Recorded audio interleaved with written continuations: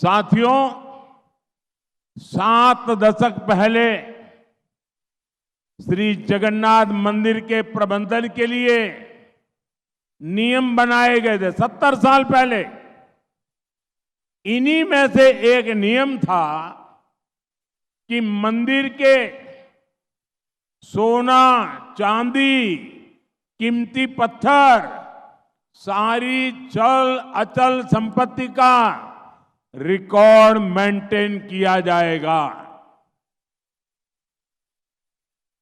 इसके बाद श्री रत्न भंडार में रखे कीमती सामानों की एक सूची तैयार की गई थी।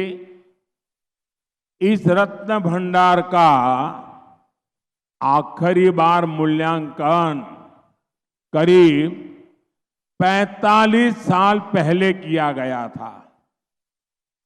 उस समय आभूषण और रत्न इतने ज्यादा थे कि मूल्यांकन करने वालों ने इस खजाने को अमूल्य बताकर अपने हाथ खड़े कर दिए थे। आप कल्पना कर सकते हैं, भगवान जगन्नाथ, इनके बिना तो हमारा जीवन ही नहीं है। अरे जगन्नाथ है तो जीवन है। अब भगवान जगन्नाथ के यहां कितने आभूषण थे, कितनी संपत्ति थी। आधिकारिक रूप से श्री रत्न भंडार पिछले करीब 40 साल से खुला नहीं है, लेकिन अब तो मैं देश को बताने जा रहा हूं। वो जानकर पूरे देश के लोग भी हैरान हो जाएंगे। श्री जगन्नाथ मंदिर के श्री रत्न भंडार के गर्भगृह के आंतरिक कक्ष की चाबियां पिछले 6 साल से लापता है।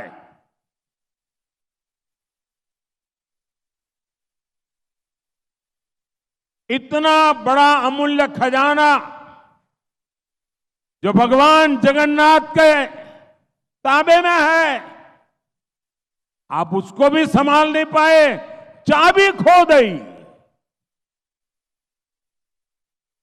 आप मुझे बताइए, मेरे उड़ियावासी, आप जरा बताइए, मेरे तो दिल को चोट पहुंची है। मैं आपको पूछता हूं, और आज पूरे देश को चोट पहुंच रही है जब सुनेंगे तो, क्या आपको ये जानने का अधिकार है कि नहीं है कि चाबियां कहां गई? ये जानने का अधिकार है कि नहीं है? हर देशवासी को पता चलना चाहिए कि नहीं चलना चाहिए? हर उड़िया को पता चलना कि नहीं चाहिए? भगवान जगन्नाथ के हर भक्त को पता होना चाहिए कि नहीं होना चाहिए? चाबी चली गई, किसके पास गई? क्या वो खोलता है, बंद करता है, क्या करता है? और फिर राज्य सरकार में जब तूफान खड़ा हो गया तो क्या कहते हैं? राज्य सरकार कहती है कि रत्न भंडार की डुप्लीकेट चाबियां मिली है। अब सवाल उठता है, ये डुप्लीकेट चाबियां क्यों बनाई गई? क्या डुप्लीकेट चाबियों से ये रत्न भंडार रातों में कोई खोलता था क्या? क्या डुप्लीकेट चाबियों से ये उत्तम भगवान के आभूषण चोरी होते थे क्या? कहीं और लापता होते थे क्या? क्या होता था? डुप्लीकेट चाबी वाला मामला, चाबी खो जाना गंभीर है, डुप्लीकेट चाबी उससे भी गंभीर है। इस मामले की जांच राज्य सरकार ने एक आयोग को सौंपी थी, लेकिन वो रिपोर्ट आज तक उड़ीसा सरकार ने सार्वजनिक नहीं की है। भारतीय जनता पार्टी अब पूरे भक्तिभाव से ये विषय उठा रही है। आखिर क्यों बीजेडी सरकार, नवीन बाबू की सरकार इस विषय से क्यों भाग रही है? आखिर ऐसी क्या मजबूरी है? आखिर राज्य सरकार किसके पाप को बचाने की कोशिश कर रही है? मैं आज उड़ीसा के लोगों को, देश के लोगों को एक वायदा कर रहा हूं।